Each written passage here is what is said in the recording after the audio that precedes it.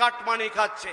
আবাস যোজনার বাড়ি প্রধানমন্ত্রী টাকা পাঠাচ্ছেন আপনার এলাকার গরিব মানুষ, নিম্ন মধ্যবিত্ত মানুষের জন্য, এখানে এসে কাটমানি দিয়ে সে বাড়ি বড় লোকরা পাচ্ছে, গরিব মানুষ পাচ্ছে না। একই সঙ্গে আপনারা দেখেছেন আপনার বাড়ির, আমার বাড়ির মা বোনেরা বা ছেলেরা যারা আজকে চাকরি প্রার্থী, যারা এসএসসি দিয়েছে, টেট দিয়েছে, ডিএলএড করেছে, বিএড করেছে, কিন্তু তারা চাকরি পাচ্ছে না। কেন চাকরি পাচ্ছে না? পশ্চিমবাংলায় যারা শিক্ষামন্ত্রী ছিলেন, পার্থ চট্টোপাধ্যায়, প্রাথমিক শিক্ষা সংসদের সভাপতি মানিক ভট্টাচার্য সহ তৃণমূলের একাধিক নেতা মন্ত্রী চাকরি বিক্রি করে দিয়েছেন। তাই আজকে এই জলঙ্গি বিধানসভা সহ মুর্শিদাবাদ লোকসভার কয়েক লক্ষ ছেলে মেয়ে যারা চাকরি প্রার্থী পরীক্ষা দিয়েছেন, তাদের চাকরি হয়নি। এই দুর্নীতিগ্রস্ত তৃণমূল সরকারের পতন ঘটাতে আমরা ভারতীয় জনতা পার্টির লড়াকু সৈনিকরা আজকে সমবেত হয়েছি। আমাদের সামনে প্রধান বক্তা হিসেবে রয়েছেন আমাদের দেশের প্রতিরক্ষা মন্ত্রী, তিনি বিস্তারিত বলবেন। আমি শুধু এইটুকু বলবো, 10 বছর ধরে আমাদের দেশের প্রধানমন্ত্রী যে ঐতিহাসিক সিদ্ধান্ত নিয়ে দেশকে এগিয়ে নিয়ে চলেছেন, আজকে বিশ্ব দরবারে ভারতবর্ষের যে মাথা উঁচু করে দাঁড়িয়েছে, ভারত মাতা কি জয় আমরা বলি একমাত্র ভারতীয় জনতা পার্টি, ভারতবর্ষের অন্য কোনো রাজনৈতিক দল বলে না। কারণ আমরাই একমাত্র দল যাদের লক্ষ্য হচ্ছে শক্তিশালী ভারত, সমৃদ্ধশালী ভারত। আমাদেরই একমাত্র লক্ষ্য সবকা সাথ সবকা বিকাশ। ভারতীয় জনতা পার্টির সরকার চলছে কোনো যোজনা কোনো ধর্মের জন্য নয়, কোনো বর্ণের জন্য নয়, সবকা সাথ সবকা বিকাশ, অর্থাৎ সবার জন্যই উন্নয়ন। আজকে আমাদের প্রধানমন্ত্রী দেশ জুড়ে সব ধর্মের সব বর্ণের মানুষের জন্য উন্নয়ন করে চলেছেন। আমি চাইব এই মুর্শিদাবাদ লোকসভা কেন্দ্রের মানুষ যেন রেল পরিষেবা পায়। আমাদের সব থেকে বড় সমস্যা কর্মসংস্থান নেই। আমরা পরিযায়ী শ্রমিক হিসেবে আমাদের যে বিজেপি শাসিত রাজ্য রয়েছে সেখানে কাজ করতে যাই। তাই এই পরিযায়ী শ্রমিকের হাত থেকে মুক্তি পেতে, এখানে নিরাপত্তা সহ বেঁচে থাকতে, মা বোনেদের সম্মান রক্ষার্থে, ভাই বোনেদের কর্মসংস্থানের দাবিতে, গণতন্ত্র প্রতিষ্ঠার লক্ষ্যে সবকা সাথ সবকা বিকাশ ঘটাতে আসুন আগামী 7ই মে সকাল সকাল বুথে গিয়ে পদ্মফুল চিহ্নে ভোট দিয়ে মোদিজির হাতকে শক্ত করতে আমরা যে স্লোগান রেখেছি এইবার 400 পার, সেই স্লোগানকে আপনারা সমর্থন জানাবেন, বিজেপি প্রার্থীকে পদ্মফুল চিহ্নে ভোট দিয়ে জয়যুক্ত করবেন, এই আশা, এই আবেদন রেখে শেষ করছি। বন্দে মাতরম, ভারত মাতা কি জয়।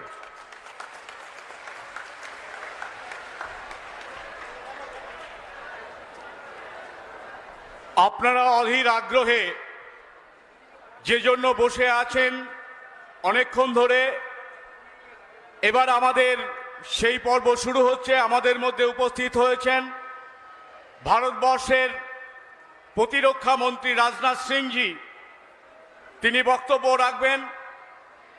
আমি অনুরোধ করব মাননীয় রাজনাথ সিংজি তার মূল্যবান বক্তব্য রাখবেন, যখন আপনারা মন দিয়ে সেই বক্তব্য শুনবেন।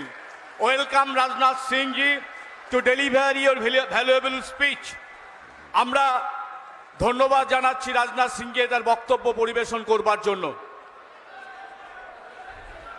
बोलिए भारत माता की। Very good.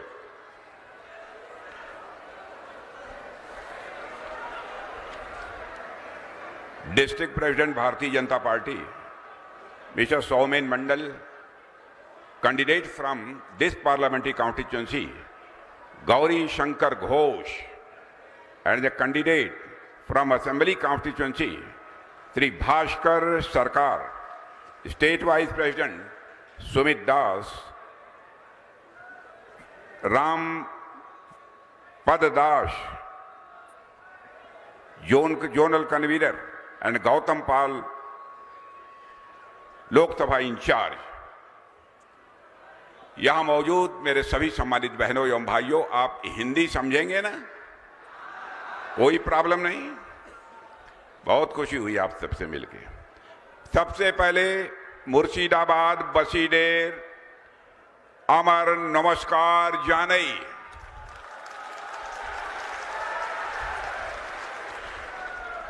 बोडो डेर के असर प्रणाम और छोटो डेर को अमर कोटि कोटि भालो बाशा। माई बंगला इज करेक्ट। मेरे बहनों भाइयों, आज आपके बीच आकर मुझे बेहद खुशी हुई है। वेस्ट बंगाल की धरती को मैं जानता हूं, यह वेस्ट बंगाल की धरती भारत के सांस्कृतिक पुनर्जागरण का एक बहुत बड़ा केंद्र है। वंदे मातरम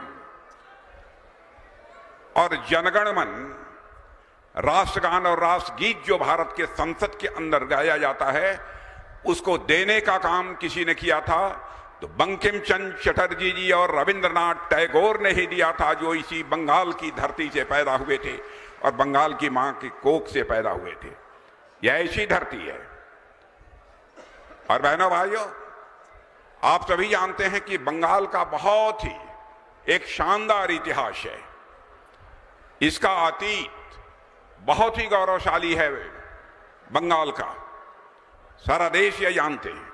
यह चैतन्य महाप्रभु जैसे संत इस धरती पर पैदा हुए, राजा राम मोहन और ईश्वर चंद्र विद्यासागर जैसे सोशल रिफॉर्मर समाज सुधारक भी इस धरती पर पैदा हुए, सुभाष चंद्र बोस और डॉक्टर श्यामा प्रसाद मुखर्जी जैसे एक राष्ट्रवादी नेता भी इसी धरती पर पैदा हुए। आज क्या हो गया है इस बंगाल को? ममता दीदी के मुख्यमंत्री बनते ही पूरे पश्चिमी बंगाल में एक अराजकता का माहौल है। गुंडे बदमाशों के हौसले बुलंद हैं और यहां पर जो शरीफ लोग हैं, अच्छे इंसान हैं, वो सहमे हुए हैं, डरे हुए हैं। मेरे बहनों भाइयों, यह पश्चिमी बंगाल महान संस्कृति वाली विद्वानों की धरती है, लेकिन आजकल पूरे पश्चिमी बंगाल में एक अराजकता का माहौल है और सारे देश में यह अपने अपराध के लिए जानी जाती है और साथ ही साथ सांप्रदायिकता के लिए पश्चिमी बंगाल जानी जाती है। और पश्चिमी बंगाल जैसी धरती पर संदेश खाली जैसी घटनाएं होती हैं और यहां के मुख्यमंत्री महिला के रहते हुए इस प्रकार की घटनाएं घटित होती हैं। मैं आपको यकीन दिलाना चाहता हूं मेरे बहनों भाइयों, इस बार भारतीय जनता पार्टी का झंडा पश्चिम बंगाल में फहरा दीजिए। हम ये देखते हैं किसने मां का दूध पिया है जो संदेश खाली जैसी घटना करने की जरूरत कर सकता है। यहां पर ईडी और सीबीआई भी जांच के लिए आते हैं, उनके ऊपर भी ये गुंडे बदमाश जो हमले करते हैं। कानून और व्यवस्था नाम की कोई चीज पश्चिमी बंगाल में नहीं बची है। और आप सभी जानते हैं किसी भी राज्य के विकास की पहली शर्त होती है चुस्त दुरुस्त कानून और व्यवस्था होनी चाहिए। केवल यहां पर गुंडे बदमाशों के हौसले बुलंद हैं और संदेश खाली की जो घटना हुई है मेरे बहनों भाइयों, मैं कहना चाहूंगा भारत की ही नहीं दुनिया में जिन लोगों ने इस संदेश खाली घटना के बारे में सुना है, पूरी मानवता ही शर्मसार हुई है। और इस मैं जानता हूं गांधी और खादी का एक आपस में गहरा नाता है और हमारी ममता दीदी भी खादी पहनती हैं और खादी के आड़ में इस बंगाल में लूट हो रही है। क्या हो गया है ममता दीदी आपको? यहां पर जो परीक्षाएं होती हैं एसएससी की, टीईटी की, भर्तियों के लिए, रिक्रूटमेंट के लिए जो परीक्षाएं होती हैं उसमें भी घोटाला, लॉटरी घोटाला, जहां सुनिए वही पश्चिमी बंगाल में घोटाला। कभी कभी लगता है कि आप तृणमूल कांग्रेस हैं या कांग्रेस हैं, यह बात समझ में नहीं आती। और ममता दीदी, मैं कहना चाहता हूं आपके नाम में ही ममता है, आपके नाम में ही ममता है। ममता तो मां का स्वभाव होता है, फिर आपको जनता का दुख दर्द क्यों नहीं दिखाई देता है? क्यों नहीं जनता का दुख दर्द का एहसास होता है? मैं यह आपसे पूछना चाहता हूं।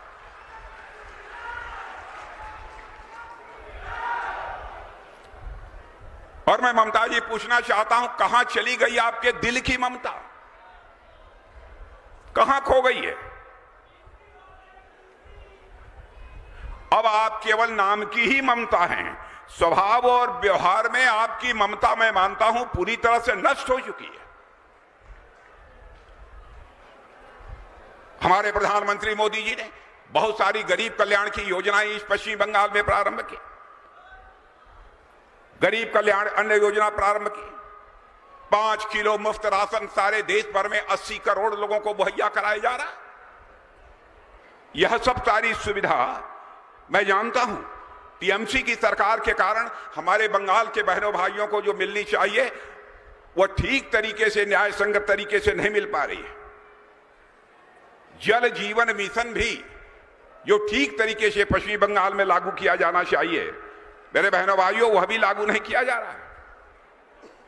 और लोगों को घर देने के लिए, पक्का मकान देने के लिए पीएम आवास योजना प्रारंभ की गई और उसका भी ममता दीदी ने नाम बदलकर बंगला आवास योजना कर दिया।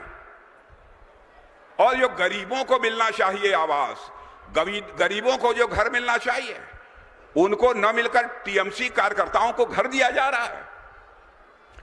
ममता दीदी, ये कहां का इंसाफ है? आयुष्मान भारत योजना हम लोगों ने प्रारंभ की, सारे देश भर में आयुष्मान भारत योजना लागू है, 5 लाख रुपए तक का मुफ्त इलाज। आपको गरीबों पर इतनी रहम नहीं आई ममता दी? क्या आपकी अंदर की ममता इतनी मर गई कि कम से कम 5 जो गरीब बीमार हो जाए, गंभीर बीमारी हो जाए, किसी को हार्ट की बीमारी हो जाती है, किसी को कैंसर हो जाता है, तरह तरह की बीमारियां होती हैं, केवल इलाज न कराने के कारण ही वह दम तोड़ देता है, इस दुनिया से चला जाता है। उसके इलाज के लिए हमारे प्रधानमंत्री ने संवेदनशीलता का परिचय देते हुए कहा कि हम आयुष्मान भारत योजना के अंतर्गत 5 लाख का हम मुफ्त इलाज करेंगे। आपने इस योजना को भी लागू नहीं किया। इतना ही नहीं, सारे देश भर के किसानों को 6,000 रुपया प्रतिवर्ष प्रधानमंत्री किसान सम्मान निधि के अंतर्गत दिया जा रहा है। इस प्रधानमंत्री किसान सम्मान निधि को भी ममता दीदी ने लागू नहीं किया। बहनों भाइयों, हमारी सरकार ने पश्चिमी बंगाल के विकास के लिए बहुत पैसा दिया है, बहुत पैसा दिया है। ठीक तरीके से जो उसका उपयोग किया जाना चाहिए उसे लागू नहीं किया जा रहा है। कलकत्ता मेट्रो के लिए 1,000 करोड़ रुपया, चित्तरंजन कैंसर सेंटर के लिए पैसा, सत्यजीत राय फिल्म और टेलीविजन संस्थान के लिए पैसा, और साथ ही साथ यहां पर के औद्योगिकरण, इंडस्ट्रियलाइजेशन के लिए भी हमारी गवर्नमेंट ने पैसा दिया। एक यहां पर इंडस्ट्रियल इंस्टीट्यूट बनाने के लिए पैसा दिया। कहां चला गया पैसा? मैं ममता दी आपसे यह पूछना चाहता हूं। और इतना ही मैं याद दिलाना चाहता हूं, ध्यान से सुनिए मेरे बहनों भाइयों, 30 दिसंबर 2022 को हमारे प्रधानमंत्री जी की माता जी का स्वर्गवास हुआ था।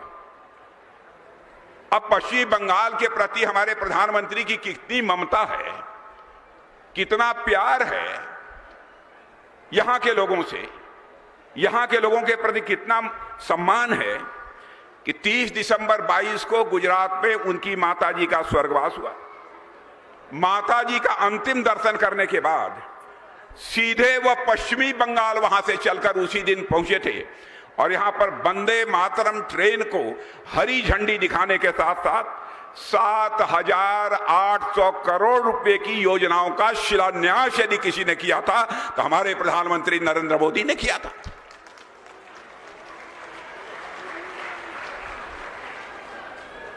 एकदम हमारे प्रधानमंत्री अपना दिल खोलकर पश्चिमी बंगाल का विकास तक करने को तैयार हैं, लेकिन ममता दीदी को यह चिंता सता रही है कहीं पश्चिमी बंगाल की जनता कहीं मोदी जी से ज्यादा प्यार न करने लगे। लेकिन ममता दी, मैं कहना चाहता हूं, भ्रम में मत रहिए। अब पश्चिमी बंगाल की जनता किसी नेता पर विश्वास करती है तो उसका नाम है नरेंद्र मोदी, जिसको प्यार करती है, जिसका सम्मान करती है। हम लोगों ने कहा कि बहुत सारे ऐसे लोग जो धार्मिक रूप से बांग्लादेश, पाकिस्तान, अफगानिस्तान में प्रताड़ित हुए हैं, जिनको परेशान किया गया है, जिनको अपमानित किया गया है, यदि वह भारत आते हैं तो उनके लिए हम लोगों ने एक नागरिकता का कानून बना दिया। ममता दी, आप कहती हैं कि हम नागरिकता के कानून को पश्चिमी बंगाल में लागू नहीं करेंगे। ममता दी, मैं कहना चाहता हूं, अब आप जा रहे हैं, भारतीय जनता पार्टी पश्चिम बंगाल में आ रही है, नागरिकता का कानून हम लागू करके रहेंगे। और पाकिस्तान, बांग्लादेश और अफगानिस्तान से धार्मिक रूप से जो प्रताड़ित होकर पश्चिमी बंगाल की धरती पर आए हैं अथवा हिंदुस्तान की धरती पर आए हैं, जिनको अब तक नागरिकता नहीं मिली है, बहनों भाइयों, हम उनको नागरिकता मुहैया कराएंगे, नागरिकता देंगे। दुनिया की हमें कोई ताकत नहीं रोक सकती है।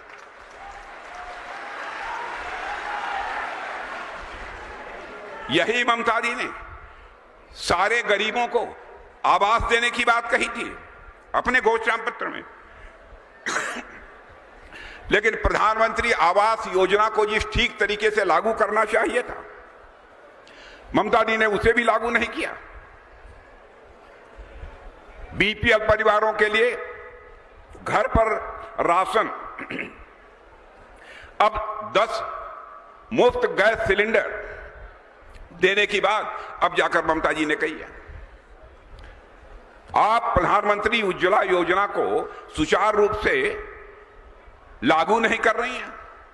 केवल जब चुनाव आ जाता है तो आप पश्चिम बंगाल की जनता को तरह तरह के लालच देती हैं, तरह तरह के प्रलोभन देती हैं। ममता दी, मैं आपको बतलाना चाहता हूं, पश्चिम बंगाल की जनता यह बहादुरों की धरती है, यह क्रांतिकारियों की धरती है। आपके लालच अथवा प्रलोभन में और आपके बहकावे में अब पश्चिम बंगाल की जनता नहीं आने वाली है। लंबे समय तक आपको सरकार चलाते हुए यहां की जनता ने देख लिया। आप कर क्या रही हैं? सारे देश भर की गरीबों को हम लोगों ने मुफ्त में गैस सिलेंडर मुहैया कराया है, यहां नहीं मिल रहा है। आप अपना घोषणा पत्र लेकर आई हैं, उसमें आप कहती हैं हम आयुष्मान भारत की तरह हम भी योजना प्रारंभ करेंगे। मेरा यह कहना है कि पहले आप आयुष्मान भारत योजना, जिसमें 5 लाख रुपए तक के मुफ्त इलाज की व्यवस्था है, पहले आप उसको लागू करिए। और किस तरीके से ये हिंदू मुसलमान को बांटकर सरकार बनाना चाहती है। ममता दी, मैं आपसे कहना चाहता हूं, जाति, पंथ और मजहब की राजनीति नहीं होनी चाहिए। राजनीति यदि होनी चाहिए तो इंसाफ और इंसानियत की राजनीति होनी चाहिए। ममता दी, ईद मनाने के लिए दूसरे देशों से अथवा यहां से जो दूसरे शहरों में भारत में काम करते थे हमारे मुस्लिम भाई, जो यहां पर प्रवासी मजदूर थे, वो लोग जो यहां पर आए हैं, उनसे ये कह रही हैं, आप लोग आए हैं पश्चिम बंगाल में, अपना काम छोड़कर छुट्टी लेकर आए हैं यहां पर ईद मनाने के लिए, तो बिना वोट दिए आप लोग वापस मत जाइए, नहीं तो आप लोगों की नागरिकता ही समाप्त कर दी जाएगी। इस तरीके से मुस्लिम समाज इस समाज को भी गुमराह करने की कोशिश कर रही है। अजीबोगरीब स्थिति इन्होंने पैदा कर रखी है। मुर्शिदाबाद में हम लोगों ने अखबारों में पढ़ा कि यहां पर रामनवमी शोभा यात्रा पर भी पथराव हुआ था, बमबाजी हुई थी और लगभग 20 से अधिक लोग घायल हुए थे। आज मैं यह कहने के लिए आया हूं, ममता दी, अब आपकी सरकार का पाप का घड़ा भर गया है, अब का पाप का घड़ा फूटने वाला है, अब कोई रोक नहीं सकता है। टीएमसी के अंत का आगाज हो चुका है मेरे बहनों भाई। आज हमारे प्रधानमंत्री मोदी जी किस तरीके से देश को चला रहे हैं। भारत का कद मेरे बहनों भाइयों सारी दुनिया में बढ़ा है। पहले भारत अंतर्राष्ट्रीय मंचों पर कुछ बोलता था, भारत की बातों को जितनी गंभीरता पूर्वक लिया जाना चाहिए नहीं लिया जाता था, लेकिन आज भारत अंतर्राष्ट्रीय मंचों पर कुछ बोलता है, सारी दुनिया कान खोलकर सुनती है कि भारत बोल क्या रहा है। यह भारत की हैसियत सारी दुनिया में बन गई है। और जिस प्रधानमंत्री ने भारत का कद, भारत का स्टेचर सारी दुनिया में बढ़ाया है, उसके बारे में आप अनाप शनाप बातें करती रहती हैं, जनता को गुमराह करती रहती हैं। और मैं आपको बतलाना चाहता हूं बहनों भाइयों, यूक्रेन और रूस का युद्ध चल रहा है 2 साल से। आप लोगों को मालूम है कि नहीं, रूस और यूक्रेन का युद्ध चल रहा है। कितने लोगों को मालूम है? हाथ उठाइए। बहुत लोगों को मालूम है। इधर मालूम है रूस और यूक्रेन का युद्ध चल रहा है। मेरे बहनों भाइयों, 2 साल से रूस और यूक्रेन के युद्ध चल रहा है। बड़ी संख्या में दोनों देशों के लोग मारे जा रहे हैं। मिसाइल, बम, तोप रूस की तरफ से भी चल रही है, यूक्रेन की तरफ से चल रही है। बड़ी संख्या में लोग मारे गए। हमारे भारत के बहुत सारे बच्चे यूक्रेन में पढ़ाई करते थे। कोई एमबीबीएस कर रहा था, कोई इंजीनियरिंग कर रहा था, कोई और पढ़ाई कर रहा था, मैनेजमेंट का कोर्स कर रहा था। उनके माता पिता जो भारत में थे, उनको चिंता इस बात की हुई कि रूस की तरफ से बराबर मिसाइल, बम, गोले, तोप चल रहे हैं, कहीं हमारे बच्चे की जिंदगी को खतरा न पैदा हो जाए।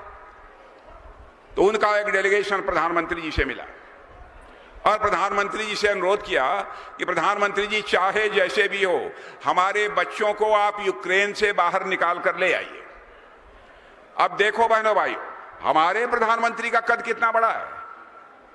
उन्होंने तुरंत रूस के राष्ट्रपति मिस्टर पुतिन से बात की और यूक्रेन के राष्ट्रपति मिस्टर जेलेंस्की से बात की।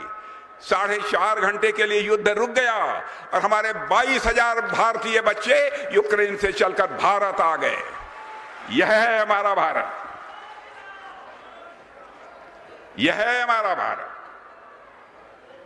और ममता जी, क्या यह सब आप नहीं देखती हैं? क्या हो रहा है भारत में? आपको चाहे मार पीट खरीद जैसे भी हो, पश्चिम बंगाल में सरकार बननी चाहिए। इसी बात की आपको चिंता रहती है। आप इस बात का पता लगा लेना बहनों भाइयों। हमारे प्रेस के मित्र यहां खड़े हैं, मैं इनको भी कहूंगा, हमारी बात यदि कोई गलत हो, आप अपने न्यूज़पेपर, अखबार के पन्नों पर लिख देना, राजनाथ सिंह आए थे और जनता को गुमराह करके चले गए। हमारी गलती होगी तो मैं स्वीकार कर लूंगा। और यह बात मैं कहने जा रहा हूं, पंडित जवाहरलाल नेहरू जब भारत के प्रधानमंत्री थे, वह भी बार बार कहते थे कि मैं भारत से गरीबी मिटाना चाहता हूं। इंदिरा जी आई, इंदिरा जी ने भी कहा मैं गरीबी मिटाना चाहता हूं। और राजीव गांधी जी आए, उन्होंने भी कहा कि मैं गरीबी मिटाना चाहता हूं। लेकिन बहनों भाइयों, गरीबी नहीं मिट पाई। पहली बार आजाद भारत में हुआ है कि यह मैं नहीं कह रहा हूं, पीएम नहीं कह रहे हैं, नीति आयोग ने कहा है, दुनिया के बहुत बड़े बड़े अर्थशास्त्रियों ने कहा है कि मोदी जी के भारत का प्रधानमंत्री बनने के 7-8 वर्षों के अंदर ही भारत से 25 करोड़ लोग गरीबी रेखा के बाहर हो गए हैं। मेरे बहनों भाइयों, अब इससे बड़ी उपलब्धि और क्या हो सकती है? यह आपको दिखाई नहीं देता है? धन दौलत के मामले में, इकोनॉमी की साइज, धन दौलत, अर्थव्यवस्था के आकार के मामले में हमारा भारत दुनिया के देशों में 11वें स्थान पर खड़ा था। आपको जानकर खुशी होगी, मोदी जी के प्रधानमंत्री बनने के बाद सारी दुनिया में हमारा भारत जो 11वें स्थान पर खड़ा था इकोनॉमी की साइज यानी धन दौलत के आकार के मामले में, वह भारत 7-8 वर्षों में ही 11वें स्थान से जंप लेकर आज दुनिया के 5वां स्थान प्राप्त कर चुका है हमारा भारत।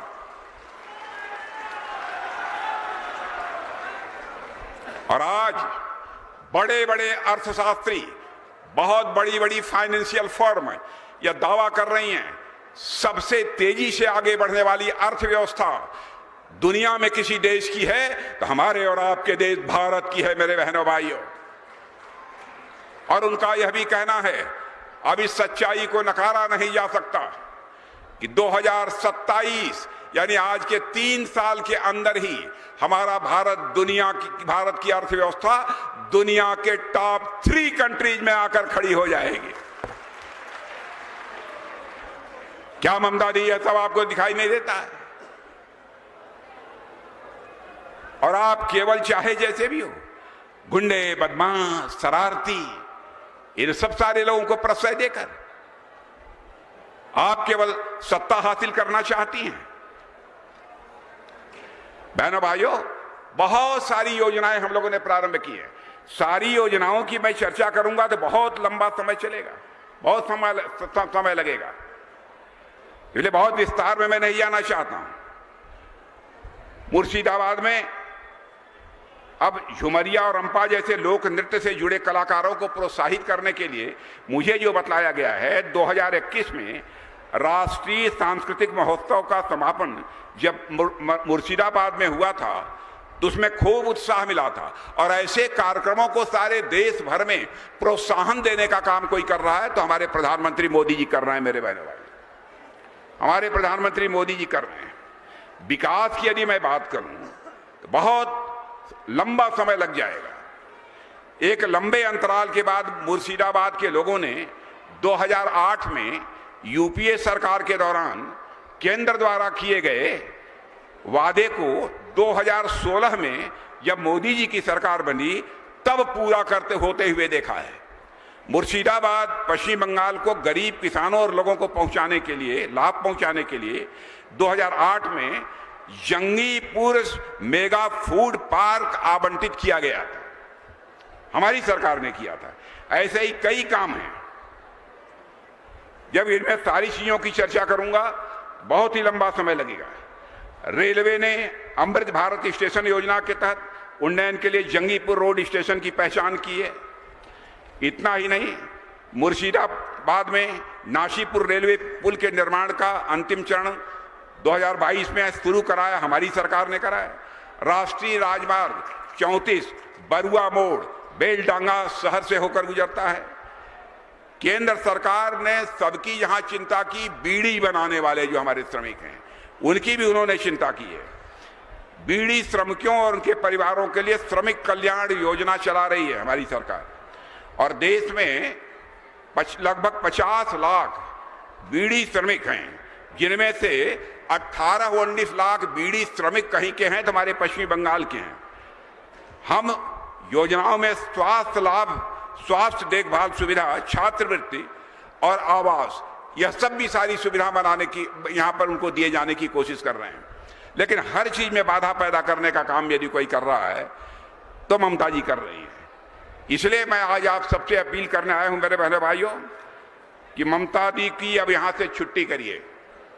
और अब तो बड़े बड़े राजनीतिक पर्यवेक्षक और बड़ी बड़ी जो सर्वे एजेंसी हैं, अब उनका भी यह मानना है, जो मुझे जानकारी मिली है, उनका भी यह मानना है कि अब पश्चिमी बंगाल में इस बार लोकसभा के चुनाव में भारतीय जनता पार्टी 30 से अधिक सीटों पर विजय प्राप्त करने जा रही है, 30 से अधिक सीटों पर विजय प्राप्त करने जा रही है।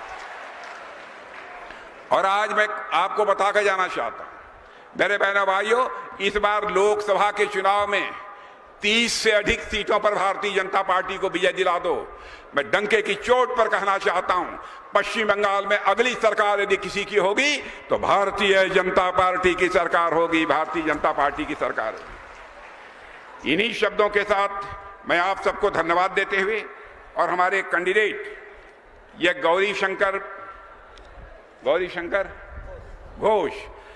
शंकर घोष, देखिए ये एमएलए हैं। आपने देखा होगा गौरी शंकर घोष जब बोल रहे थे कितना अच्छा बोल रहे थे, बहुत ही डायनेमिक कैंडिडेट हैं। भारतीय जनता पार्टी ने सोच समझकर, नाप तौल कर तब गौरी शंकर घोष को चुनाव के मैदान में उतारा है। तो ये बतलाइए, गौरी शंकर घोष को जिता देंगे? जिता देंगे? जिता देंगे तो एक बार हाथ उठाकर ताली सब लोग बजाइए तो मैं मान लूं जिता देंगे। सब लोग हाथ ऊपर करके ताली बजाइए, हाथ ऊपर करके, वाह। और हमारे विधानसभा के कैंडिडेट भास्कर सरकार, आपने देखा भास्कर सरकार को, जानते हैं भास्कर सरकार को? तो भास्कर सरकार को भी इस बार विधानसभा के चुनाव में भारी मतों से जिता दीजिए।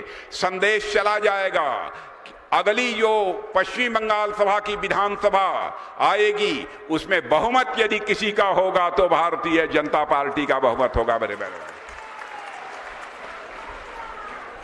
तो इसलिए आज इससे ज्यादा कुछ न कहते हुए मैं आप सभी को धन्यवाद देते हुए अपनी बात समाप्त करता हूं। और अंतिम बात मैं कहूंगा, यदि आपने गौरी शंकर घोष और हमारे विधायक इन दोनों को आपने चुनाव जिता दिया, ये पक्का मानिए मैं दूसरी बार मैं फिर से आप सबके बीच में आऊंगा।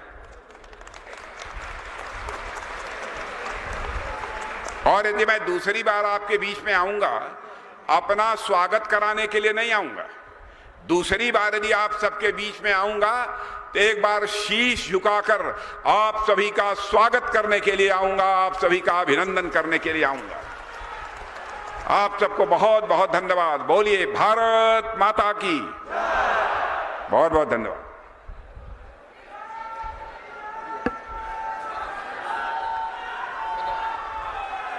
আমরা মাননীয় রাজনাথ সিংজিকে ধন্যবাদ জানাই তার মূল্যবান বক্তব্যের জন্য। আমাদের সভায় যারা উপস্থিত হয়েছিলেন, প্রচণ্ড গরমের মধ্যে রৌদ্রকে উপেক্ষা করে আপনারা যারা উপস্থিত হয়েছিলেন, মুর্শিদাবাদ সাংগঠনিক জেলার পক্ষ থেকে আপনাদের সকলকে ধন্যবাদ জানাই। আপনারা যারা স্বেচ্ছাসেবকের দায়িত্বে ছিলেন, সেই ভোরবেলা থেকে আপনারা কাজ করছেন, আপনাদেরকে ধন্যবাদ জানিয়ে ছোট করব না। আপনারা এই ধরনের কর্মসূচিতে অংশগ্রহণ করে ভারতীয় জনতা পার্টিকে আরও বেশি উচ্চে তুলে ধরবার জন্য চেষ্টা করুন। যে সমস্ত প্রশাসনের লোকজন অক্লান্ত পরিশ্রম করে আমাদের এই সভাকে শান্তিপূর্ণভাবে সাফল্যমণ্ডিত করে তুলেছেন, তাদের সকলকে ধন্যবাদ জানাই। ধন্যবাদ জানাই সাংবাদিক বন্ধুদের, যারাও রৌদ্র গরম উপেক্ষা করে অধীর আগ্রহে এখানে বসে আমাদের সভায়